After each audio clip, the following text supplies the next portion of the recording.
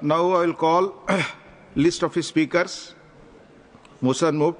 Dr. Abhishek Manu Singhvi, please. Honorable Chairman, sir,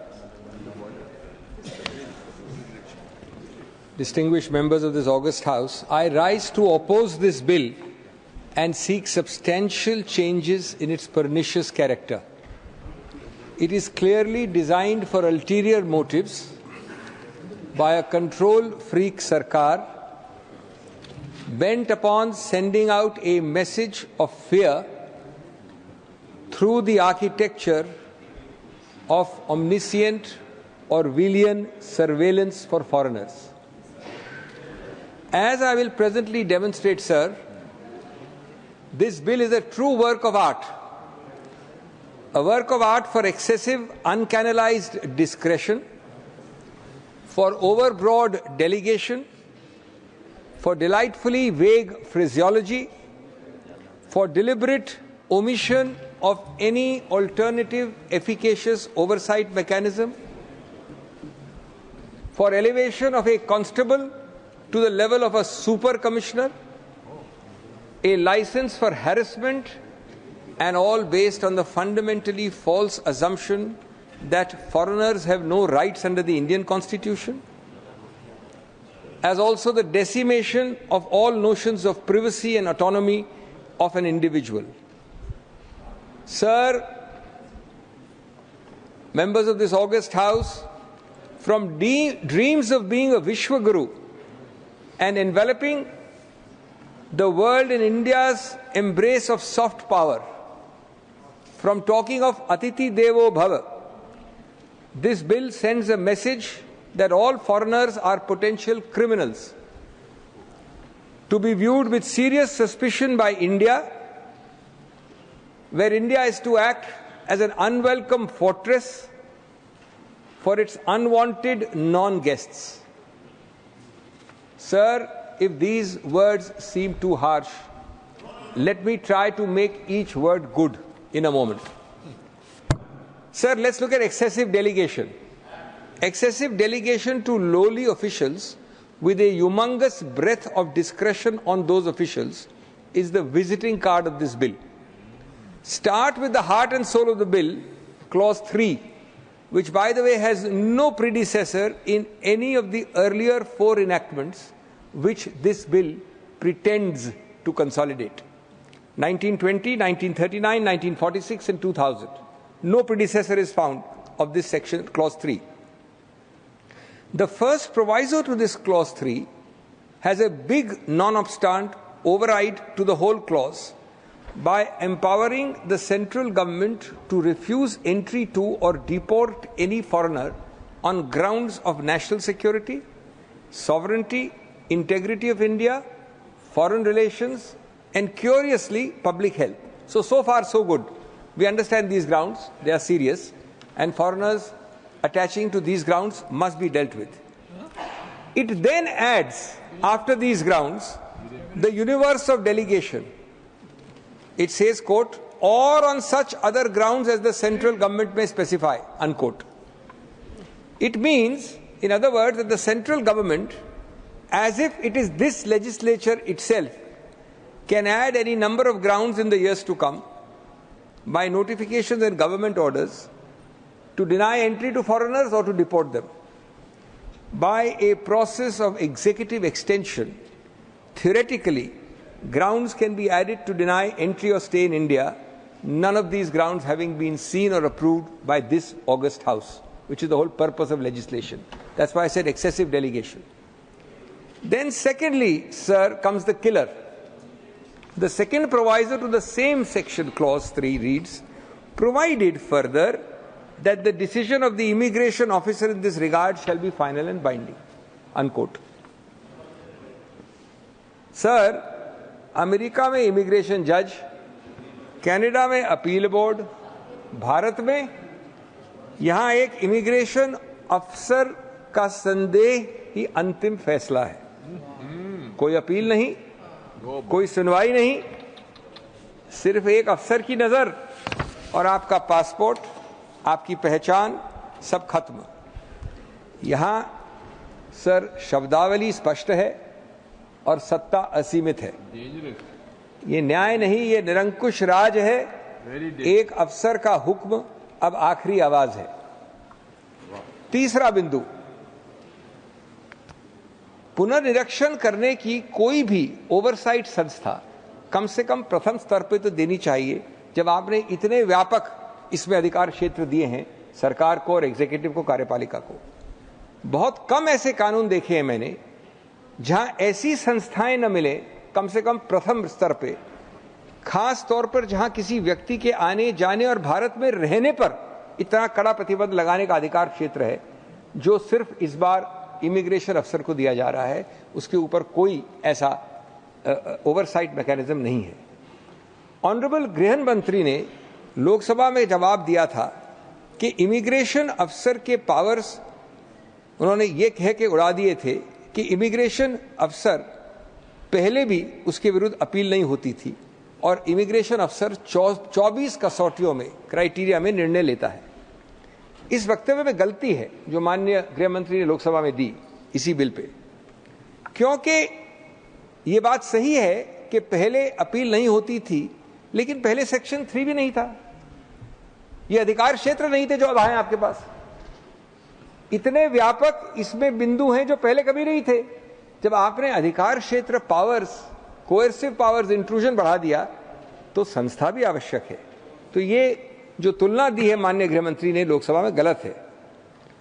उन्होंने America की तरफ भी संकेत किया। माननीय गृह मंत्री ने अमेरिका की ऑफिस ऑफ इमिग्रेशन की जो वेबसाइट है बड़े स्पष्ट रूप से बताती है कि वहां लगभग 700 इमिग्रेशन जज हैं, 700, और उसके ऊपर एक बोर्ड ऑफ इमिग्रेशन अपील्स भी है जो इन इमिग्रेशन जजेस का पुनर्निरीक्षण करता है। और मैं ये कहना चाहूंगा बहुत विनम्रता से कि अगर आप विकसित भारत बनना चाहते हैं तो हमें विश्व के उन सब विकसित वर्गों से उन सब की उत्तीर्ण चीजें लेनी चाहिए, न कि उनकी पिछड़ी कानून की आदतें। चौथा, ये जो आउस्टर क्लॉज कहते हैं कानून में, इसको फाइनल एंड बाइंडिंग को, जो इसमें डाला गया है, ये 200 वर्षों से मशहूर है, कई कानूनों में डालते हैं। और न्यायपालिका ने जब डाला है तो कहा है कि फाइनल कुछ नहीं होता कार्यपालिका के पास, फाइनल हमारा शब्द होता है न्यायपालिका का, न कि इमिग्रेशन अफसर का। लेकिन मुद्दा क्या है? मुद्दा यह है कि हमारी सरकार जानती है कि हमारी कचहरी कितनी चींटी की चाल से निर्णय देती है। यह भी जानती है कि इस कानून के अंतर्गत अनेक ऐसे याचक होंगे जो या तो कोर्ट कचहरी पहुंचने का सामर्थ्य नहीं रखते, या अधिकतम विलंब से जिनका मामला वैसे ही निष्फल हो जाता है, इनफ्रक्शस हो जाता है। तो इसलिए ये ओवरसाइट मैकेनिज्म आवश्यक था। पांचवा बिंदु, अनुच्छेद 3(2) के अंतर्गत कोई भारत से बाहर भी जाना चाहता हो, गौर करें, बाहर जाना चाहता हो, और यद्यपि उसके विरुद्ध कोई एफआईआर नहीं, कोई कंप्लेंट नहीं, कोई चार्जशीट नहीं, वो अभियुक्त भी नहीं है, तो भी बाहर नहीं जा सकता क्योंकि उसका वीजा खत्म हो गया है। सेल्फ डिपोर्टेशन जैसा अभी एक भारतीय महिला विद्यार्थी ने किया यूएसए में, वो 3(2) के अंतर्गत असंभव है। छठा, ये तो हुई वीजा खत्म होने की बात। अब वीजा न खत्म हुआ हो, उसके अतिरिक्त किसी का भी भारत से बाहर जाना इमिग्रेशन अफसर के आदेश द्वारा रोका जा सकता है। बाहर जाने की बात कर रहा हूं मैं, अंदर आने की बात नहीं कर रहा हूं। और इसके कारण इसमें, इस बिल में नहीं दिए गए हैं कि किन कारणों से वो कार्यपालिका, वो इमिग्रेशन ऑफिसर ये ऑर्डर, आदेश दे सकती है। ये कहा गया है, वही मैंने कहा, delightfully vague phraseology, over breath of delegation, मैंने अपनी ओपनिंग में कहा था। इसके शब्द हैं 3(2) के, और on such ground that the central government may order may by order specify, और उसके साथ लगाया गया ये proviso, the decision of the immigration officer shall be final and binding. Sir, seventhly, George Orwell in his worst Orwellian nightmare would not have paid so much attention to foreigners, tourists, students, and so on coming to visit the ancient land of India with all its diversity. Our own big brother, however, does more with a further delightfully vague and blanket language of clause 3(3). I quote, the immigration officer may examine the passport or other travel document and visa of a foreigner during his, now mark these words, during his entry into, comma, transit through, comma, stay in, comma, movement within India, and also require him to furnish such information as may be necessary and appropriate, unquote.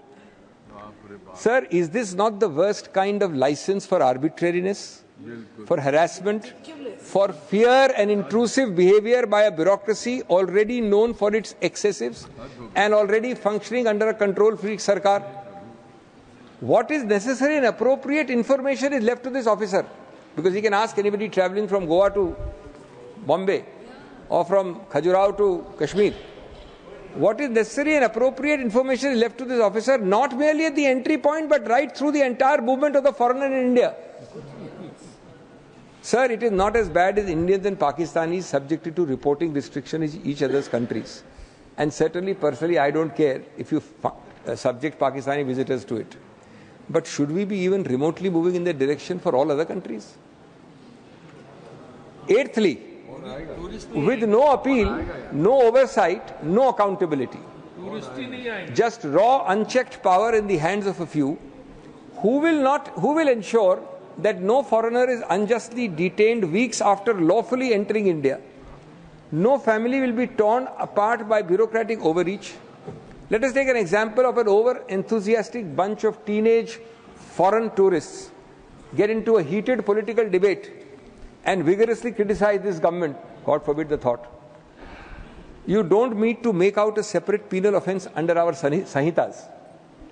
You can put the fear of God in those teenagers holidaying in Goa or Khajuraho through the immigration officer. And more importantly, in all the friends of this teenager and the future travellers, by selectively harassing, detaining, and possibly deporting them on such vague phraseology.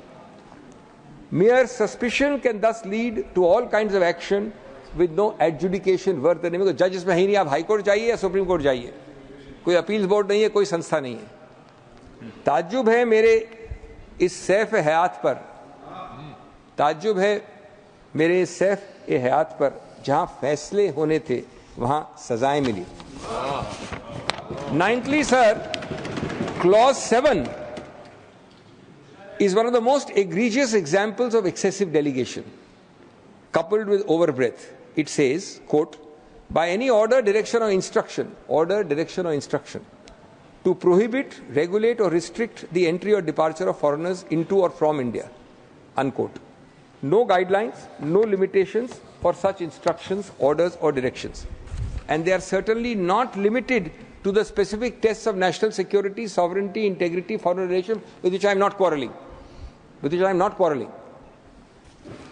These are untrammeled, uncircumscribed and unfettered language, phraseology and clauses.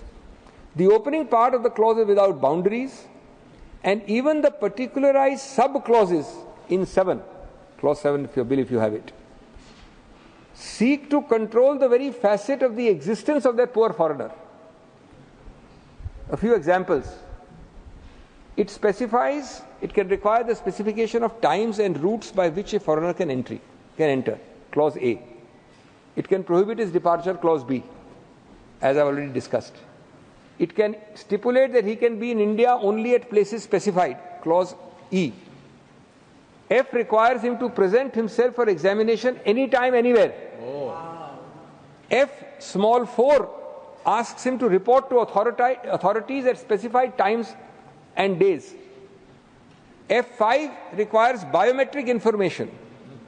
F6, all this is mandatory, heavy penalties, prosecution.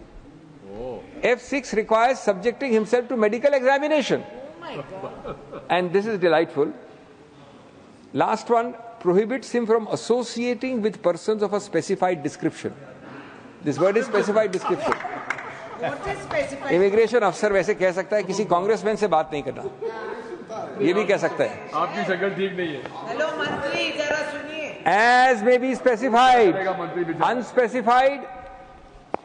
Tenthly, honourable members, was I wrong to call this a control freak Sarkar? Are these not mechanisms, sir? मंत्री महोदय सुनिए, मैं दोनों आंख को खुली रखकर दोनों कानों से स्थिर मन से सुन रहा हूं। मैं आपको आश्वस्त नहीं, आपको जवाब नहीं देना, बाद में नहीं, आप बोले। मैं नहीं कह रहा हूं अभी, मैं नहीं कह रहा हूं आपका। आप बोले प्लीज प्लीज। रेणुका जी, आग्रह है सीट पर बैठ करना बोले, बड़ी वरिष्ठ मेंबर है आप, प्लीज। मेरा सौभाग्य, आपस में कमेंट नहीं, प्लीज। मेरा सौभाग्य, प्लीज प्लीज। मेरा सौभाग्य है कि आप इतने ध्यान से सुन रहे हैं। मेरा सौभाग्य है कि इतने ध्यान से सुन रहे हैं आप। Tenthly, honorable members, was I wrong to call this a control freak sarkar? Look at the thinking behind this bill. Does it think of foreigners as cattle or as en masse criminal gangsters? Is it so insecure that it wants this kind of disgusting Suraksha Chakra all around itself?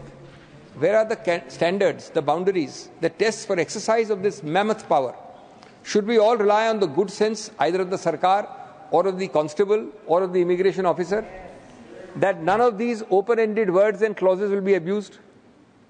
Sir, 11th, the trinity of clauses, in particular 8 bracket 3, 9 and 10, 8, 3, 9 and 10, subcontract big brothers 24/7 surveillance of the foreigner to interesting entities. They subcontract surveillance 24/7 beyond Orwell to the landlord of premises where the foreigner stays. Oh God! कभी गलती करके किसी foreigner को घर पे नहीं रखिएगा. To the educational institution where he studies. To every hospital, medical institution and sleeping facility where he seeks medical help. Any and every information unspecified and unparticularized in the Act is left for the future discretion of the officer, and it must be furnished by service providers like landlords, hospitals, colleges, universities, on strong pain of penalty prosecution. Large slices of civil society, friends, are therefore mandatorily by law co-opted as snooping partners with Big Brother on an all-India 24/7 snooping exercise by all foreign visitors to India. 12th, in this all draftsman architecture, the draftsman seems to have forgotten that we have a small little book called the Constitution of India and some of its core provisions. He forgot that unlike several developed nations, and this is very important, India is not developed in many ways, but in these manners it is more developed than other countries. Unlike several developed nations, we hold our head proud and high as a democracy because we guarantee several rights to non-citizens as much as to citizens by the Constitution. Yes. Many other countries limit it to citizen only. Is this a part of the bill? Baba Sahib, when he was asked about the heart and soul of our Constitution, identified two clauses, two articles, 14 and 21. They are the first thing which anybody is taught about our Constitution. He says the heart and soul. Both 21 and 14 or 14 and 20 apply to non-citizens as much as citizens. One, that is 14, guarantees equality, non-arbitrariness and substantive due process. The other, right to life and liberty, which is now non-suspendable even in a declared national emergency. And friends, I don't want to digress, I don't have time, but the jurisprudential journey of Article 14 is fascinating. Originally, I don't have the time, I'm not going to take time, just give me a minute. Originally, it was the equality doctrine. Don't treat equals unequally and unequals equally. From Royappa onwards in 1976, by court interpretation, 14 includes non-arbitrariness. What no reasonable person will do, apart from discrimination, separate from discrimination, non-arbitrary is second facet of 14. Third, from 1990s late or 1980s late, Maneka Gandhi's case added procedural due process. You must have due process of procedural kind in all laws, in all activities. And finally, for the last 5-7 years, we have substantive due process. Precisely what Benegal Rao Sahib, when he went and met Frankfurter in USA, had omitted from our Constitution, has been brought in by judicial interpretation. So all these are available to the non-citizen, not only to the citizen. 13th, sir, let me caution the Honourable Minister, if any of his eminent advisers are wrongly advising him to refer to apex court judgments like Muhammad Salimullah, Sarabanda, Sonowal 1, Sonowal 2, etc. They are judgments which are in favor of the government and the executive for one and one purpose alone. Not one of the 20 issues I am raising here are discussed there. They are for detection of foreigners. The mechanism to detect foreigners has been upheld in these judgments, and some acts which were found insufficient to detect foreigners have been struck down. So before you start quoting passages from these judgments out of context, I am giving an advance warning that none of them deal with clauses like 3, 4, 5, etc. in this current bill. 14th, sir, privacy and autonomy has now been judicially embedded in Article 21 by our Supreme Court. And I just told you that 21 applies to non-citizens as much as to citizens. Now, this bill blows concepts like privacy and autonomy to smithereens.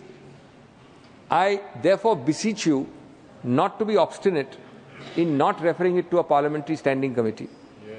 Because I have no doubt, and I hope my words prove prophetic if you don't refer it. I have no doubt that in its current form, this bill will face judicial invalidation in the next few years if passed. It should. 15th, sir. 15th. The catalogue of foreigners guaranteed the same constitutional rights doesn't end with 14 and 21. You have Article 20 guaranteeing 3 very vital rights to foreigners and citizens alike. The right against retroactive offences, not that it applies in this case, but you must know that, against double jeopardy, against self-incrimination. Then all the safeguards in detention available to a citizen under Article 22 apply to non-citizens also. Did you know that all the rights to freely practice, profess and propagate religion under Article 25 applies equally to non-citizens? These are the backdrop of the omniscient character of our Constitution, far ahead of the US Constitution, far ahead of other countries, which this bill, as I said, the draftsman forgot that we have a book called the Constitution when drafting. He believes that foreigners are here at the sufferance and the discretion of the executive or its factotums to be governed by a lawless regime with no safeguards.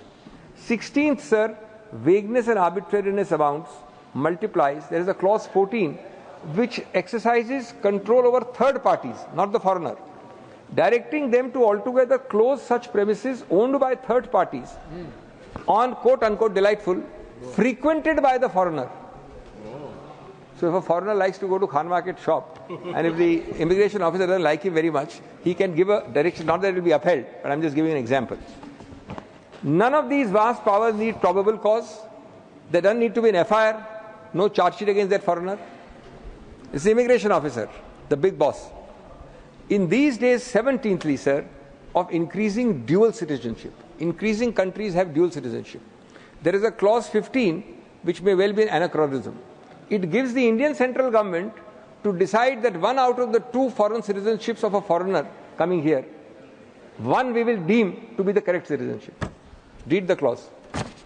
उसको citizenship मिली है A और B से, भारत सरकार निर्णय करेगी कि कौन सी citizenship उसकी लागू होती है, दोनों में से एक. We are not synced with the international global trend of dual citizenship. 18th, sir, there is a clause 17 which runs into 13 sub-clauses. 17 is almost a page and a half. 13 sub-clauses. It puts one of the biggest bureaucratic loads on all land, sea and air carriers transporting any foreigner. Most airlines should now only fly non-foreigners. The entire transportation industry must be having nightmares on seeing clause 17.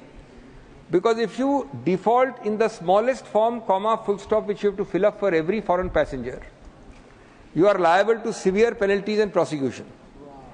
Compliance cost is one inevitable consequence. Bureaucratic harassment is another inevitable consequence. 19, sir, I'm ending in 3 or 4 minutes. Well before my time today, I seem to have ample time. 19th, clause 26. I mean, every head constable in this country would love to have clause 26. They should frame it up in their house and put it as a framed. Clause 26 elevates the head constable as the supreme coercive officer. Oh. Supreme.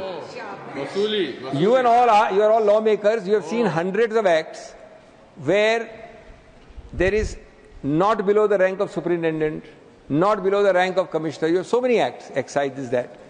यहां उल्टा कहा गया है कि अंतिम अंततो गत्वा constable का अधिकार क्षेत्र होगा. ऑफ कोर्स ऊपर कोर्ट होता है, जो कोर्ट जा सके, जिसका सामर्थ्य हो, लेकिन जहां तक एक्ट का सवाल है, मामला हेड कांस्टेबल के वक्त के स्तर पे खत्म हो जाता है. The enormity of the executive power and the great potentiality of its misuse, as reflected in the bill, is in inverse proportion. Power is that high. The person exercising the power, inverse proportion to the status given to the person who is the wielder of that power. The higher the power, the higher should be the status. It's in inverse proportion here. Even lesser acts have higher and greater authority specified. This approach can only be ascribed to a mindset treating foreigners not as individuals with dignity and respect, with identity, but as objects of our contempt and disgust. Oh, shame. Sir, in the end, you will be surprised that I have found something in the bill worth retaining. Clauses 21, 23 and 25, 24 and 25 mitigate some of these draconian facets by mercifully, thank God for small mercies, providing for compounding of offences. These must be retained. Of course, the whole bill must be referred to a standing committee. Sir, I hope the Honourable Home Minister will heed some of our advice and refer this unconstitutional bill to the appropriate standing committee. Yes. Otherwise, we will all have to say, guilty till proven, jailed on a guess. Justice here is a game of chess. Injustice dressed as immigration law is still injustice. Yes. It is a bill supposedly in the name of law and order, but it is actually in the service of chaos. Yes, yes. न्याय नहीं, यह तो निरंकुश राज है. एक अफसर का हुक्म है, आखिरी आवाज है. अफसर भी कांस्टेबल. जब कानून की परिभाषा अफसर की मर्जी बनेगी, तो लोकतंत्र की सांसें घुटने लगेंगी. यह बिल सुरक्षा के नाम पर नागरिक स्वतंत्रता की हत्या का पहला कदम है. कोई पारदर्शिता नहीं, कोई जवाबदेही नहीं, सिर्फ सरकार और अधिकारियों की मर्जी से तय होगा कि किस देश में रहने का हक है, किसको देश में रहने का हक है और किसे नहीं है. क्या यही नए भारत की सोच है? ये विदेश नीति का मामला नहीं है, ये भारत के लोकतांत्रिक मूल्यों पर हमला है. यह बिल विदेशी नागरिकों के लिए बना है. मैं मानता हूं कि ये नागरिकों, हमारे नागरिकों के नहीं बना है, विदेशियों के लिए बना है, लेकिन इसकी छाया भारतीयों तक पहुंचने में देर नहीं लगेगी. आज ये संदेहास्पद विदेशी का निशाना को निशाना बनाता है, कल यही तंत्र भारतीयों को भी क्यों नहीं बना सकता निशाना. इस प्रकार की नियंत्रण सन की सरकार, कंट्रोल फ्रीक सरकार, एक स्तर पर अपनी असुरक्षा की मानसिकता दर्शा रही है. शायद आप सोच रहे हैं, बुलंदी देर तक किस शख्स के हिस्से में रहती है, बुलंदी देर तक किस शख्स के हिस्से में रहती है. बहुत ऊंची इमारत हर घड़ी खतरे में रहती है. बहुत बहुत धन्यवाद.